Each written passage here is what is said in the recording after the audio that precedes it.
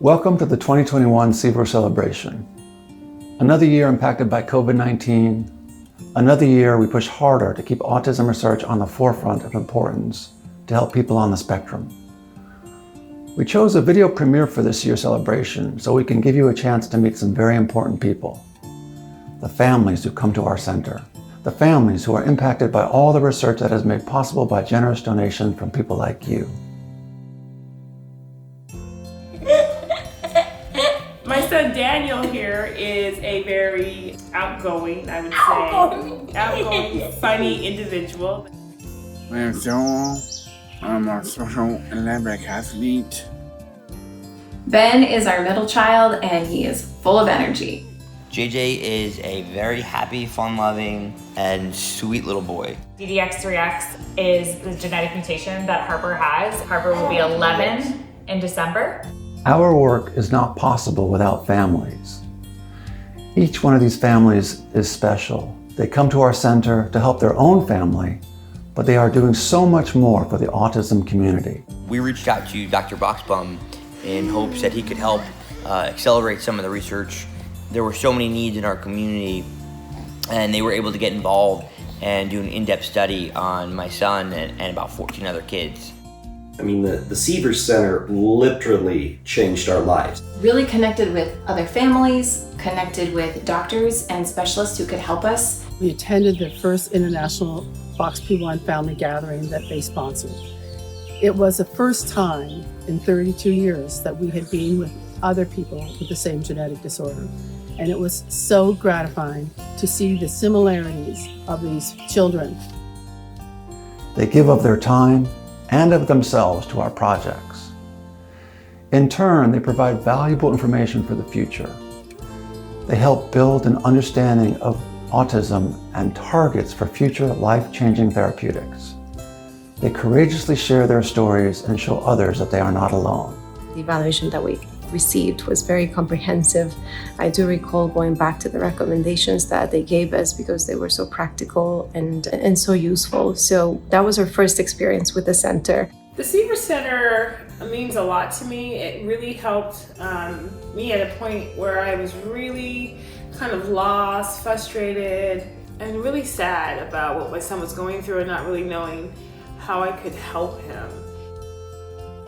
The Seaver Center has been very instrumental in kind of teaching and educating us more about Harper and the resources that they have there through the studies and the team that they have on board. These families don't accept what is possible today.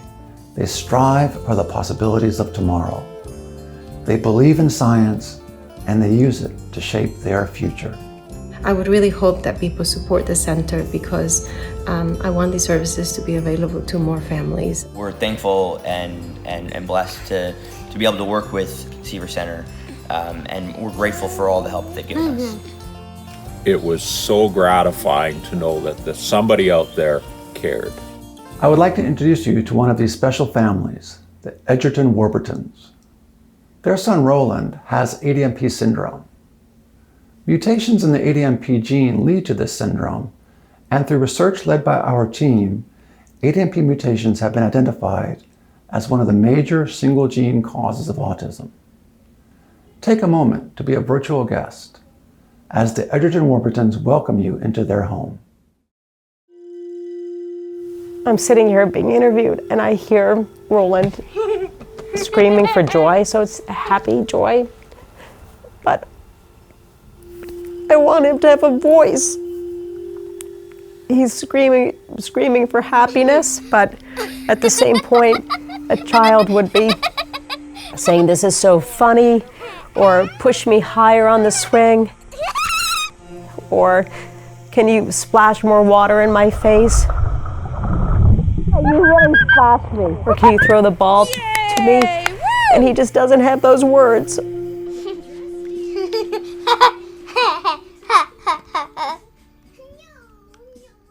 My name is Jeannie Egerton-Warburton, and my son's name is Roland. Little Rolly's coming out. Jamie and I absolutely adore him. is a lot of fun to be around. About somebody all day. Can be challenging at times. He's been diagnosed with a neurodevelopmental disorder called ADNP Syndrome.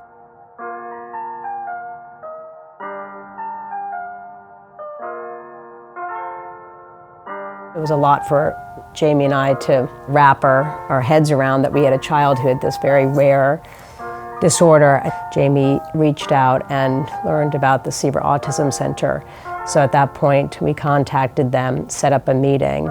Jamie and I met with Dr. Joe Buxbaum and some other people at the Seaver Autism Center to talk about ADNP syndrome, and we kind of just hit the ground running. This is here. Keep your phone. The phone, we only ever have on the phone because have a good day at school. I mean, everything is a consideration.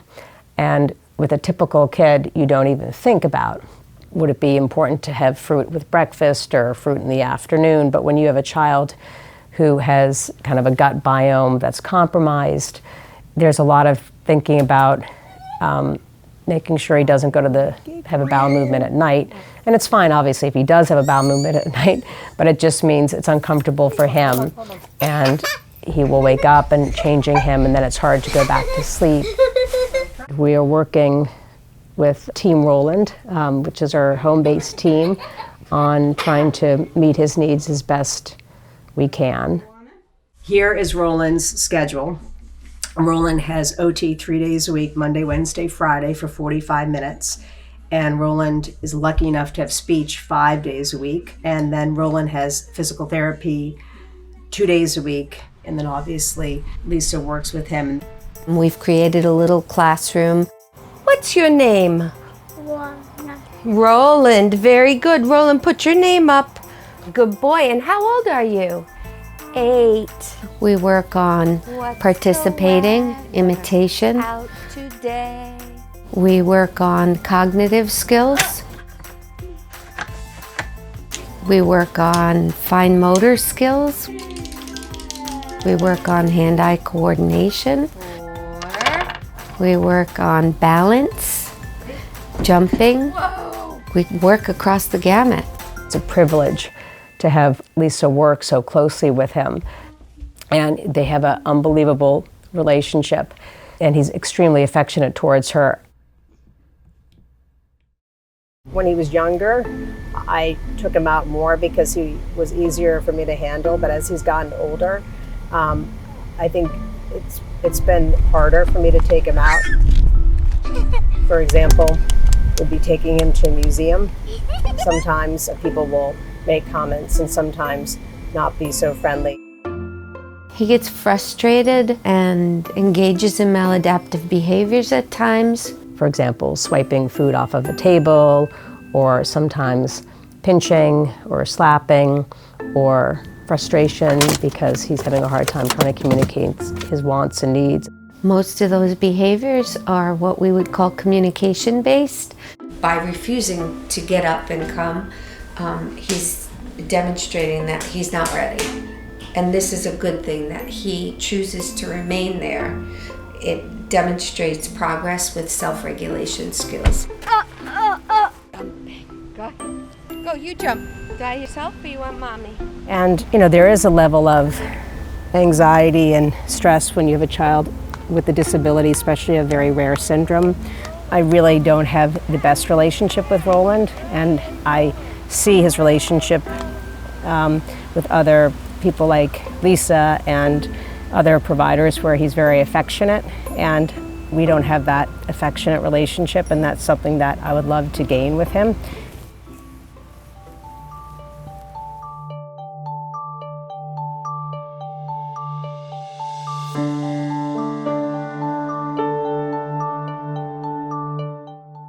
I remember having anxiety when he was about to have his infusion, and I was thinking, how on earth is he going to have that needle in his arm for 45 minutes to an hour? It's just not possible. And sure enough, he was compliant and was in Lisa's arms with Dr. Kolobzin. So better understanding ADNP syndrome and developing treatments specifically in ADNP syndrome may also help us develop treatments in autism more broadly. There will inevitably be some overlap between kids with ADNP syndrome and kids with idiopathic autism. And as we can define what that overlap is, we'll be able to identify subsets of kids with idiopathic autism that seem to be similar to ADNP syndrome, and then apply the treatments that we've developed in ADNP syndrome to those kids with idiopathic autism. So it really has a huge impact on the entire autism community. Every child on the spectrum deserves to have the level of care and consideration, the evaluations, the recommendations, the support. Seaver doesn't just treat, they offer both the environmental piece or evaluations and recommendations as well as the biological piece. And we're happy to continue working with them to try to come up with all different treatments for kids with ADNP syndrome. Roland does have a lot of fun swimming. He also likes jumping. And he really likes when all the families swim together. Jamie and I really hope for treatments to make his life better, to help him speak. And it's not just for Roland. We hope that there can be treatments for all children with the syndrome, because we care deeply about other children with ADNP, and we care deeply about their families.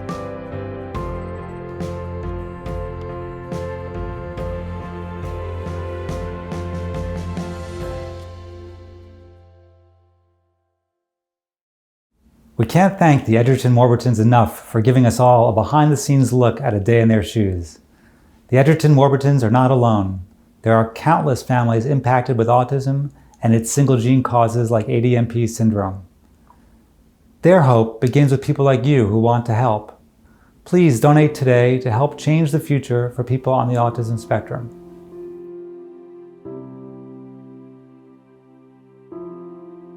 This year, we are honoring an amazing couple who took inspiration from their grandson and turned it into a community effort on Long Island. After learning of their grandson's autism diagnosis, Tony and Mary Lou Cancellieri were motivated to start their own nonprofit organization, RVC Bluespeaks. The mission of their organization is to promote awareness and acceptance of those affected by autism, to raise funds for genetic research, to support programs and community initiatives that directly serve families in need, and to change the conversation about autism to spur action and progress. In addition to serving as board members of our center, the Cancellieris play an active role in leadership throughout the local community. Tony is the co-chair of the board for Mount Sinai South Nassau and member of the Mount Sinai Health System Board of Trustees, while Mary Lou is a member of the New York Governor's Autism Spectrum Disorders Advisory Board. Together, they have a vision of improving medical care for individuals with autism. Our center worked closely with Tony to design and build an autism-friendly space at the South Nassau Emergency Department, and to develop training videos for health professionals to work with individuals on the spectrum. Thank you, Tony and Mary Lou, for your tremendous autism advocacy. Your efforts have helped improve countless lives of people on the autism spectrum.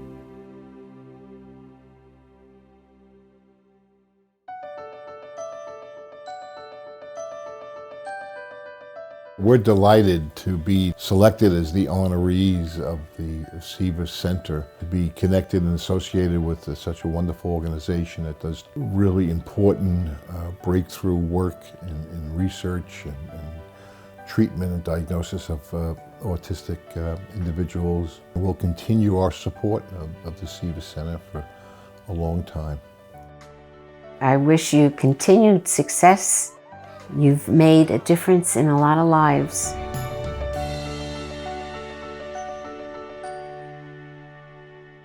Well, we have 3 children and? We have 8 grandchildren. August Reed, Eva Victoria. We started not knowing much. We really didn't have any background until our grandson was diagnosed at an early age. It opened up a whole new world. And then we have Louis Anthony Obando, our very, very precious Louis. Louis is 8 years old. When he gets together with his cousins, he's really happy. They're a close group. They love him as much as he loves them. They mean everything. I love them very, very deeply. Worry about them immensely. Want to be with them all the time. In 2013, he was born. In 2016, we took on a new journey. A journey of understanding, a journey of caring, of learning, and created a real important purpose in our life to help those on the spectrum.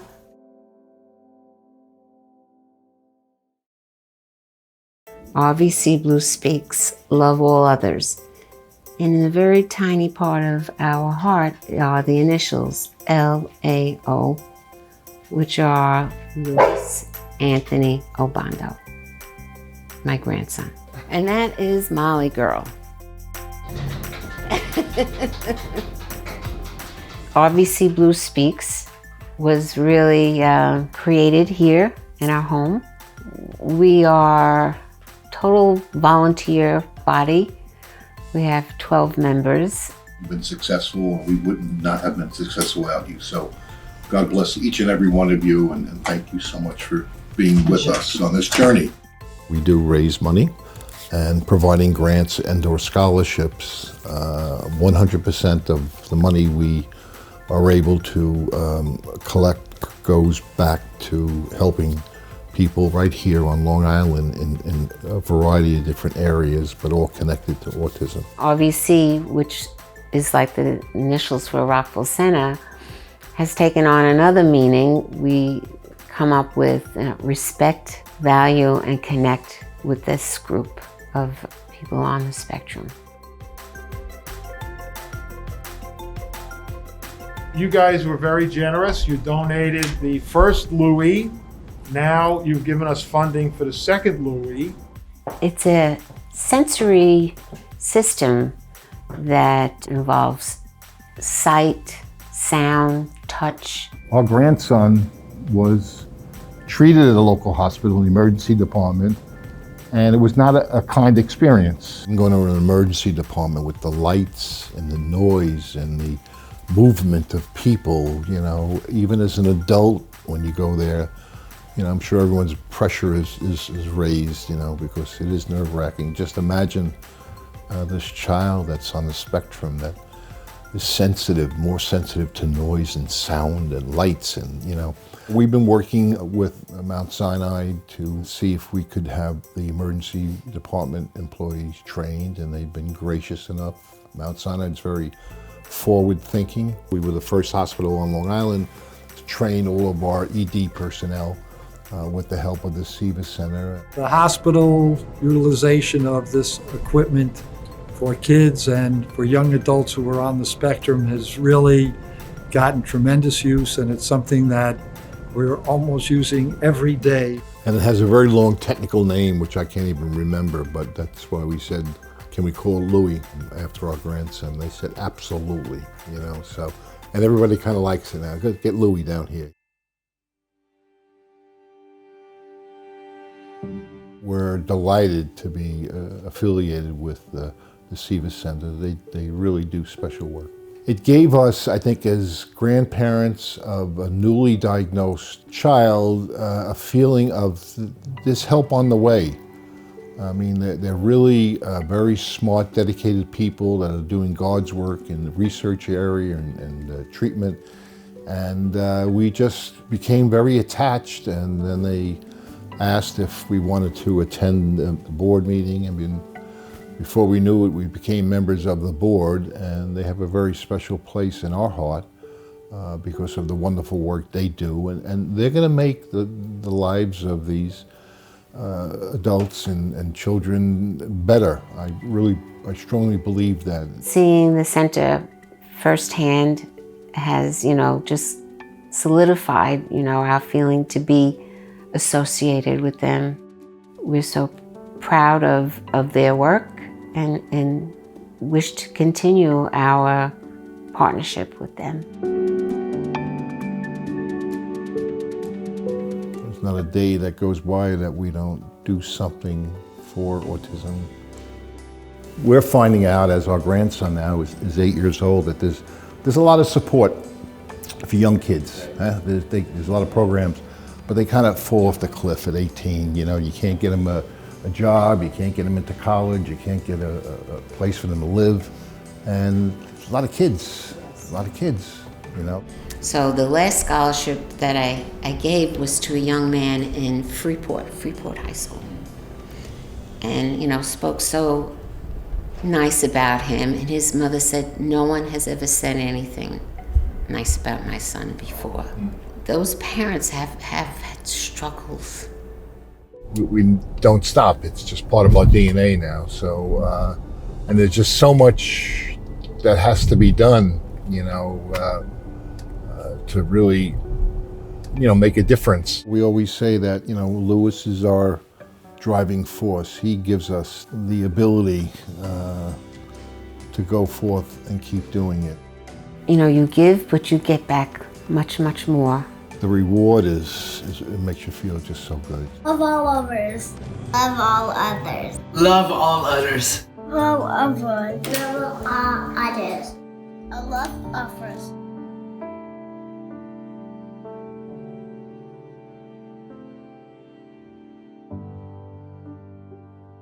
I'm sure you will agree that the Cancellieris are trailblazers. Tony and Mary Lou, thank you for your continued support of the Seaver Autism Center and your transformative efforts in the autism community. Your impact will be forever felt. For everyone watching, we hope you feel inspired to make an impact today. A gift of any size makes a difference for families impacted by autism. Our hope for the future is that science can continue to progress, that there will be new treatments found, that things that can help Benjamin with just everyday tasks, with living his life a little more independently. That would be my hope, that as he grows, he can learn more how to take care of himself. My wish for JJ is that he has a bright future, independent as possible, and has a friend. My hope for Daniel in his future is that he can continue to learn in a safe environment without being bullied. Harper continues to make great progress. She's the happiest little girl, well, big girl now, that you'll meet, and she continues to push ahead. Someone should support Seaver Center because they help impact and bring hope for families like ours. Someone should support the Seaver Center so that they can keep doing amazing things with studies and helping lots of people. And so it's very critical that we continue to support the center so that we can continue to grow this toolkit that they have already started. Because it helps people like me. Because of science, we know more about autism today than we ever have before. Your donation to the Seaver Autism Center will not only help the families of today, but the families of the future. Okay, I think that's good. Thank you. So that's all. Thank you. Thank you all. Thank you so much for joining us today.